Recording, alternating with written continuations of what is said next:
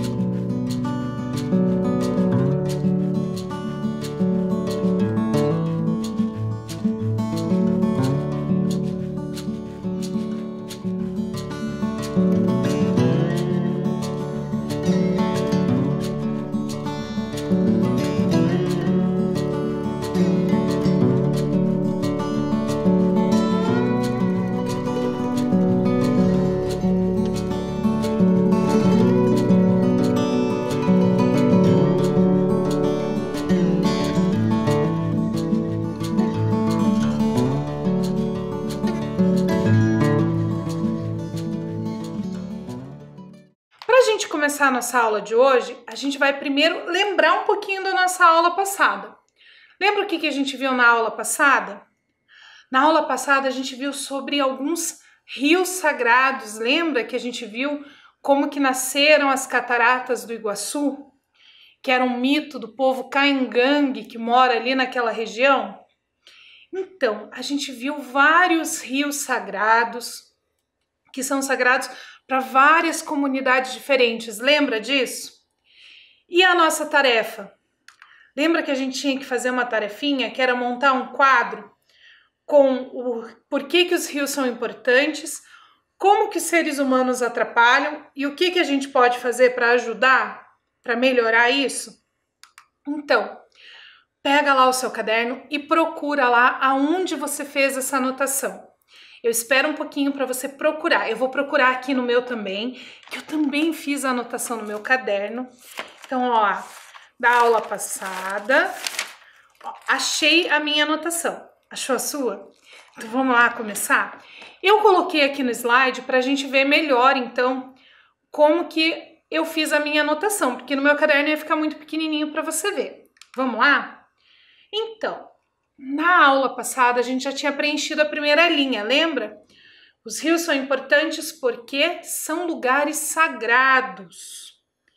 As pessoas atrapalham quando não respeitam a religião do outro.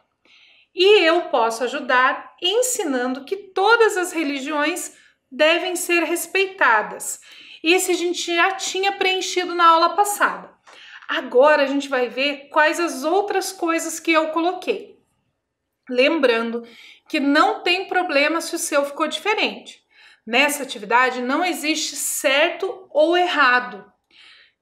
Todo conhecimento que você tem é importante e fica bem legal anotar isso na nossa tabela. Então, se a sua ficou um pouquinho diferente da minha, não tem problema nenhum. Eu só vou mostrar para você como que eu fiz a minha. Se você não conseguiu fazer a sua, você pode aproveitar aqui o que eu escrevi. Se você fez a sua e ficou diferente, não precisa apagar. Eu tenho certeza que o que você escreveu é muito importante. Então vamos ler? Os rios são importantes porque são a casa dos peixes. Então, além dos peixes, existem vários animais que moram nos rios. Por isso, eles são muito importantes. As pessoas atrapalham quando jogam esgoto no rio. Então, isso suja a água e, infelizmente, os peixes e os outros animais que vivem ali acabam morrendo. Como que eu posso ajudar? Contando para as pessoas que os rios são importantes. Então, é importante que quando a gente é criança, a gente não pode fazer muita coisa. A gente não tem como limpar um rio. Mas a gente pode contar para os adultos que a gente conhece da importância desses rios, que eles são sagrados, que eles são a casa dos peixes, para que eles também cuidem desses rios. E na última linha, os rios são importantes porque são uma fonte de vida. Então é de lá que vem a água não só para os animais que moram ali, mas a água que a gente usa na nossa casa, a água que as plantas usam, a água da chuva, que é a evaporação dos rios. Então, eles são fonte de vida para toda a Terra, para todo o planeta. Todos os seres vivos precisam dos rios. Como que a gente atrapalha às vezes? Desperdiçando água. Então, quando a gente vai escovar o dente, deixa a torneira aberta. Quando a gente demora muito no banho. Quando a gente vai lavar a louça e deixa a torneira aberta enquanto está ensaboando a louça. Então, todos esses momentos de desperdício de água acabam atrapalhando. Como que eu posso ajudar? Economizando água lá na minha casa. Como que eu posso fazer isso? Fechando a torneira enquanto eu estou escovando meu dente, tomando um banho um pouquinho mais rápido. Várias coisas que eu tenho certeza que você já aprendeu lá na aula de ciências. Então, lembrando que os rios, eles são sagrados e eles são fonte de vida para todos os seres vivos do planeta. Por isso, a gente também tem que cuidar, certo? Então, vamos retomar um pouquinho do que a gente viu na aula passada. A gente viu o mito de surgimento das cataratas do Iguaçu. Depois, a gente viu os rios sagrados. Mas aí eu tenho uma pergunta para você. Será que só os rios são sagrados? Pensando na natureza, será que só os rios que são lugares ou elementos sagrados para diferentes culturas e diferentes religiões? Será que na natureza tem outra coisa, outro elemento que seja sagrado? Aí eu fui pesquisar um pouquinho e eu descobri que muitos elementos da natureza são considerados sagrados, dependendo da cultura, dependendo da religião, dependendo do lugar onde a gente está. Então, além dos rios, a gente tem vários outros elementos da natureza que são sagrados. E a gente vai descobrir um bem legal hoje. Então, vamos para a nossa viagem de hoje? Na nossa viagem de hoje, a gente vai para o continente africano. Quando a gente fala em África, é muito comum a gente falar a África, como se fosse uma coisa só. E na verdade não é. A África é um continente composto por muitos países. E cada um desses países tem uma cultura, uma língua e até uma expressão religiosa diferente. Por isso, é muito importante a gente tomar esse cuidado quando a gente vai falar da África, de pensar de qual parte da África que nós estamos falando, de qual país que nós estamos falando.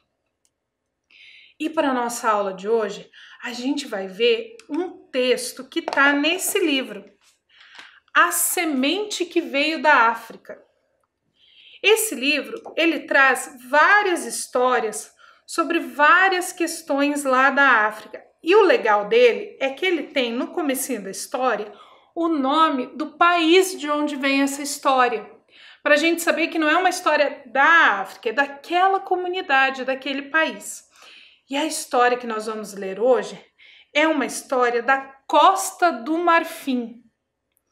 Isso mesmo, Costa do Marfim é o nome desse lugar onde eles contam essa história. E o nome da história é A Árvore de Cabeça para Baixo. Então conta a história assim. Nos primórdios da vida, o Criador fez surgir tudo no mundo. Ele criou primeiro o baobá e só depois continuou a fazer tudo existir. Mas ao lado do baobá havia um charco. O Criador havia plantado o primogênito bem perto de uma região alagada. Sem vento, a superfície daquela água ficava lisa como se fosse um espelho. O baobá, então, se olhava naquele espelho de água. Ele se olhava e dizia insatisfeito: por que eu não sou como aquela outra árvore? Ora, achava que podia ter os cabelos mais floridos, as folhas talvez um pouco maiores. O baobá então resolveu se queixar para o Criador, que escutou por 2 horas as suas reclamações. Entre uma queixa e outra, o Criador comentava: você é uma árvore bonita, eu gosto muito de você, Me deixe ir, eu preciso continuar o meu trabalho.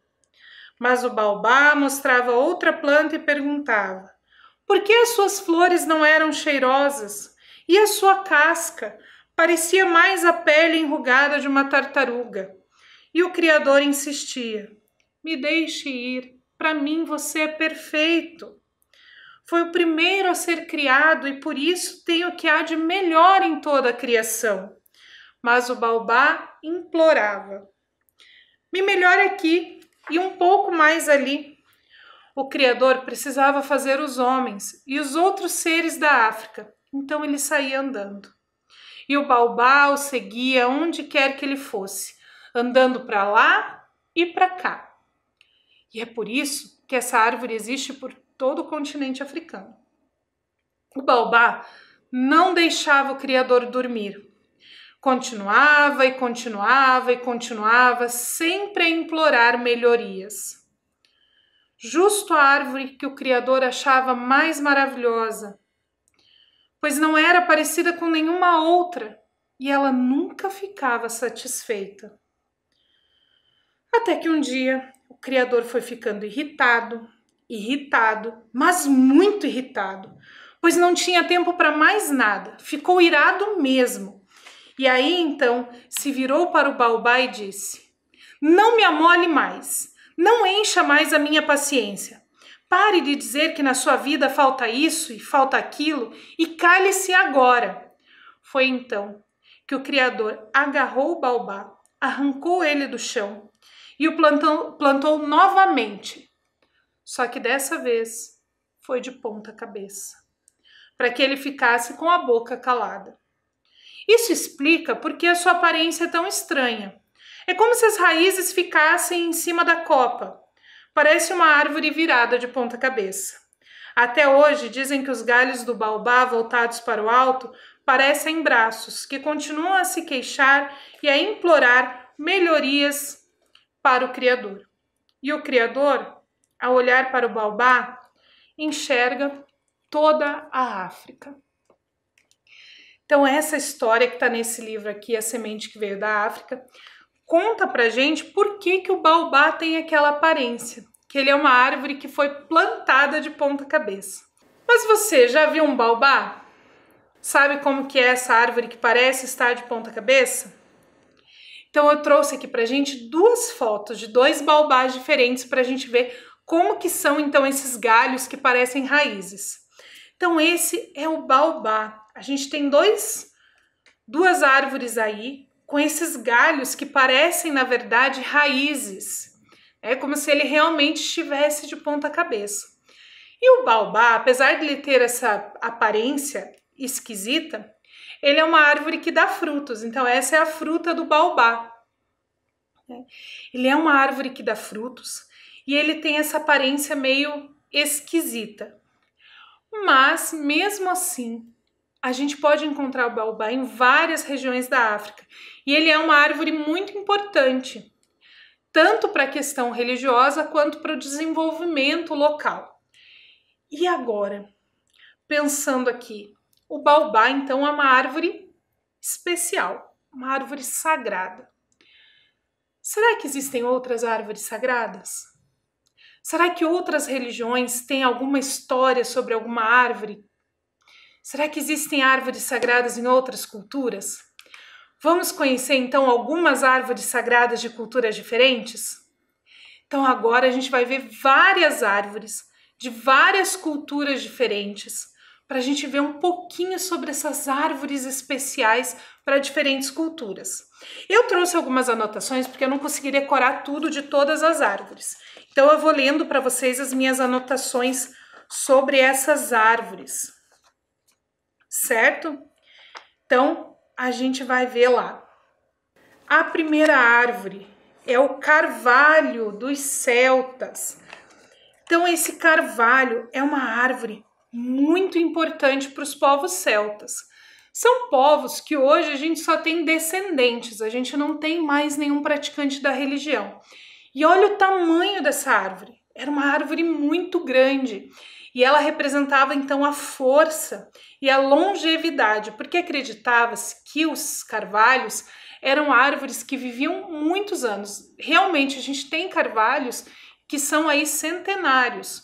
Então, ele representava essa longevidade e a força. A próxima árvore que a gente vai ver é uma árvore que ela não existe fisicamente. Não é uma árvore que você pode plantar. É a Yggdrasil. A Yggdrasil, ela era uma árvore sagrada dos povos nórdicos. Para você saber quem eram esses povos nórdicos, eu vou falar o nome de um personagem que eu tenho certeza que você conhece. O Thor. Então, o Thor é um dos deuses desses povos nórdicos. E a Yggdrasil era então a árvore da vida para esses povos. São povos que também hoje a gente só tem os descendentes, né? A gente não tem mais nenhuma comunidade que siga essa religião do Thor, do Odin. Mas era a religião desses povos, né? Você já deve ter visto aí em vários filmes, em várias séries, os Vikings. Os Vikings seguiam essa religião. E a Yggdrasil é essa árvore da vida. Ela também representa essa ligação entre o mundo dos deuses e o mundo dos homens. Não existe como plantar essa árvore. Ela é uma figura mitológica, né? Então a gente não tem uma foto da árvore para mostrar, mas tem esse desenho. É muito comum a gente ver esse desenho em várias tatuagens, camisetas, em várias bijuterias. É um desenho bem comum e muitas vezes a gente não sabe o que é esse desenho. Então, a Yggdrasil é essa árvore sagrada dos povos nórdicos. A próxima árvore que a gente vai ver é a da nossa história, que é o baobá. Ela é sagrada para vários povos do continente africano. E em cada um desses povos, ela vai adquirir, então, um significado diferente. Nessa foto que a gente tem nesse slide, dá para ver o tamanho do baobá perto das pessoas. Então, realmente, o baobá é uma árvore muito, muito, muito grande e muito importante. Tem várias histórias sobre os baobás.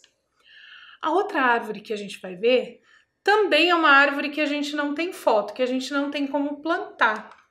Ela aparece na Bíblia e na Torá, que são os livros sagrados dos cristãos e dos judeus. A árvore da vida é aquela árvore que ficava lá no Jardim do Éden, que Deus falou que Adão e Eva não podiam comer o fruto daquela árvore e eles acabaram comendo. Em várias histórias, esse fruto é representado por uma maçã, mas a Bíblia não diz que fruta era essa. A Bíblia só fala que era o fruto do conhecimento. Então a gente não tem uma foto dessa árvore e não tem como saber qual era a espécie dessa árvore.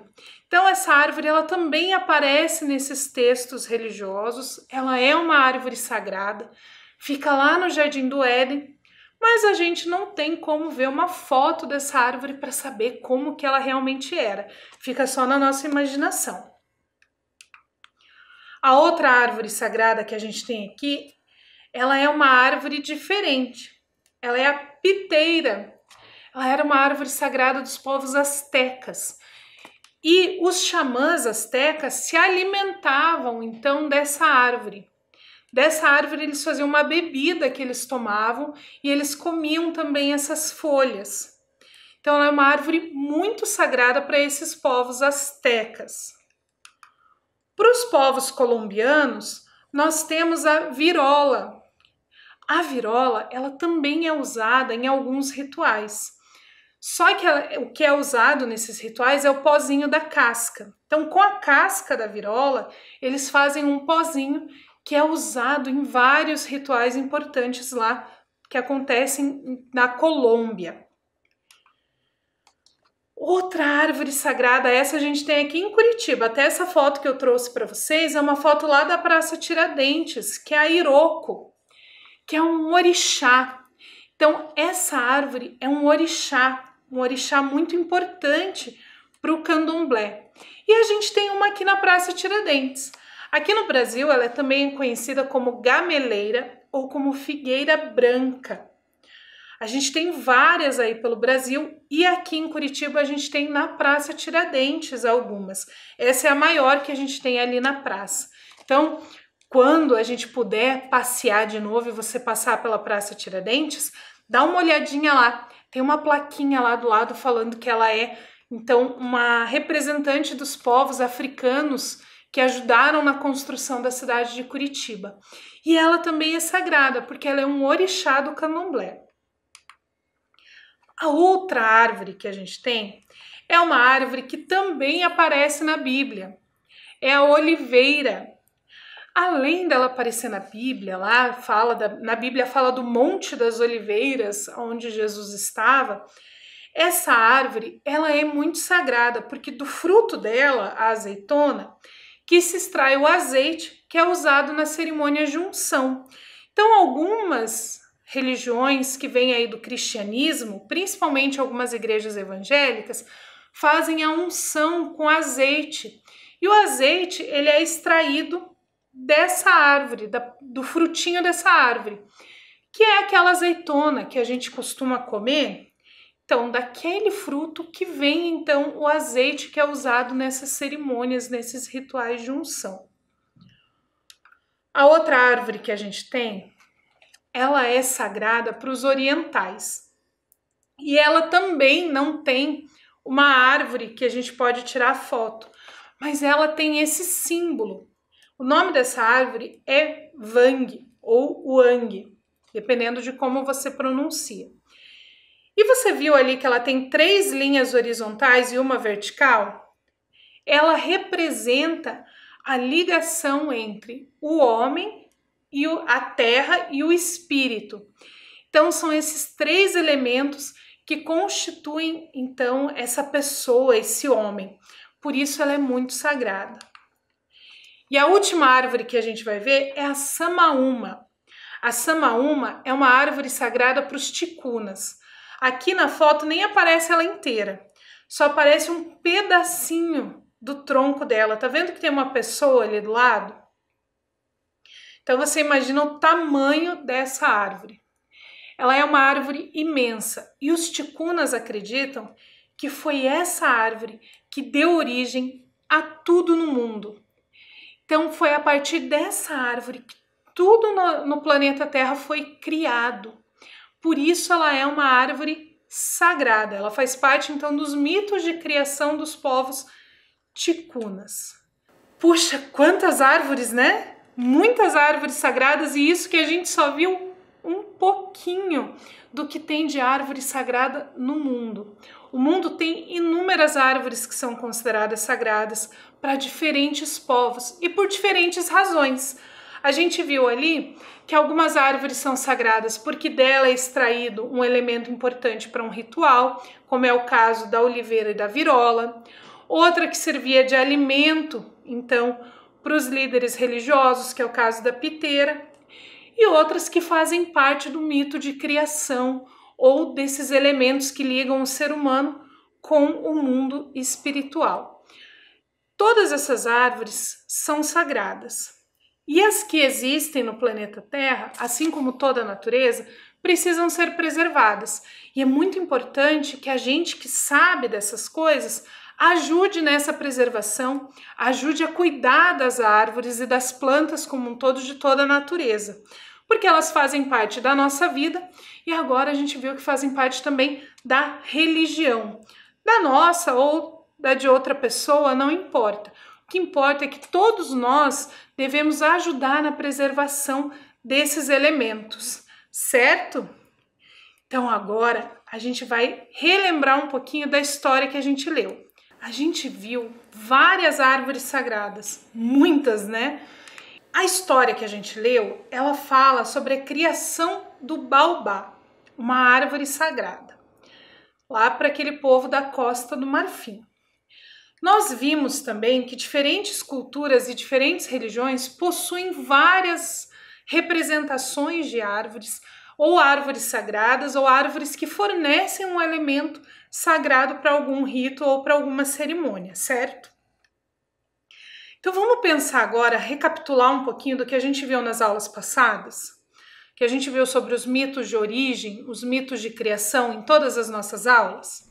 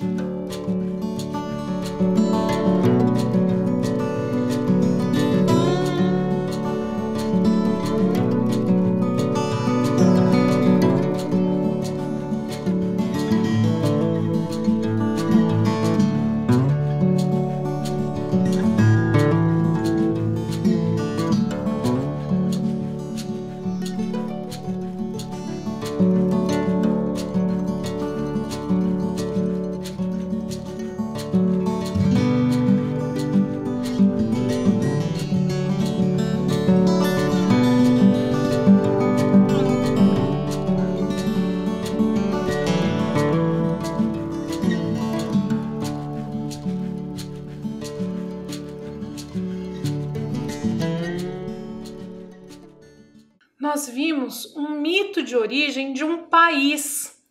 Lembra que a gente viu o mito de origem do Japão? Como que esse país surgiu? Foi bem legal, né?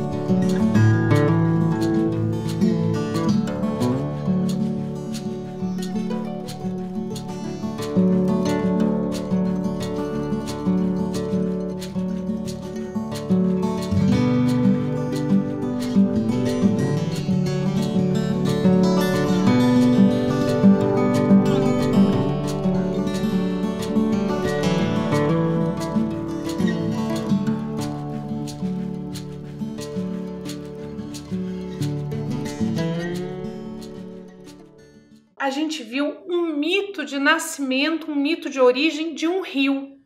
Então, como nasceu as Cataratas do Iguaçu? Foi aquele mito caingangue.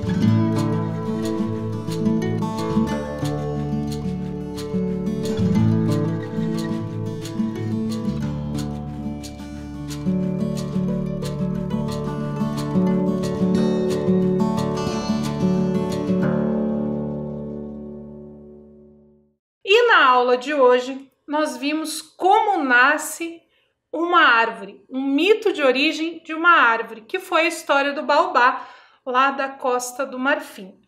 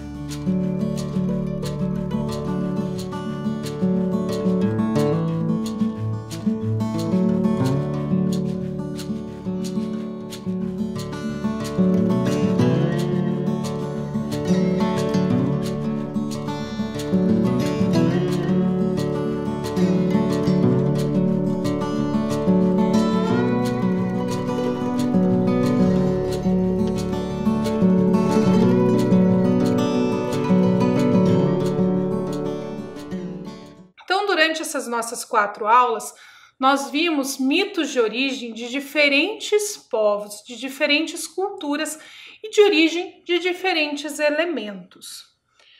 Nós vimos os mitos de criação e aprendemos muito com eles. E vimos que muitas vezes um mito de origem, um mito de criação, lá do outro lado do mundo, tem relação com a nossa vida, com o nosso dia a dia. E às vezes a gente nem sabe disso. A gente nem faz essas relações. Por isso que é muito legal a gente conhecer esses mitos, conhecer essas culturas, conhecer esses povos, para que a gente possa fazer essas relações e compreender um pouquinho melhor coisas do nosso dia a dia, coisas que aparecem lá no nosso cotidiano.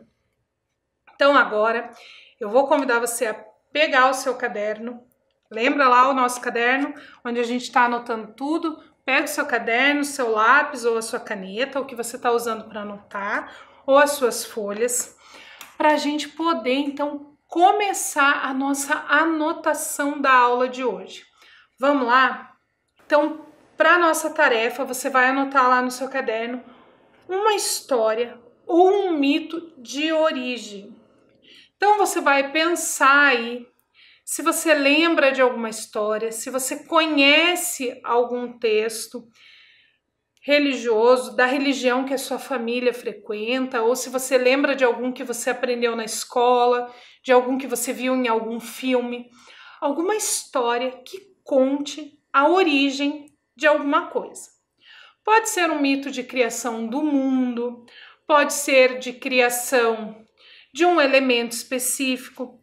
Se você não conhece nenhuma história, não tem problema. Você pode criar uma história. Então você pode inventar uma história que conte a origem de alguma coisa. E você vai anotar essa história no seu caderno. E na semana que vem a gente volta para ver então esses mitos, para ver essas histórias, esses textos aí que você escreveu no seu caderno.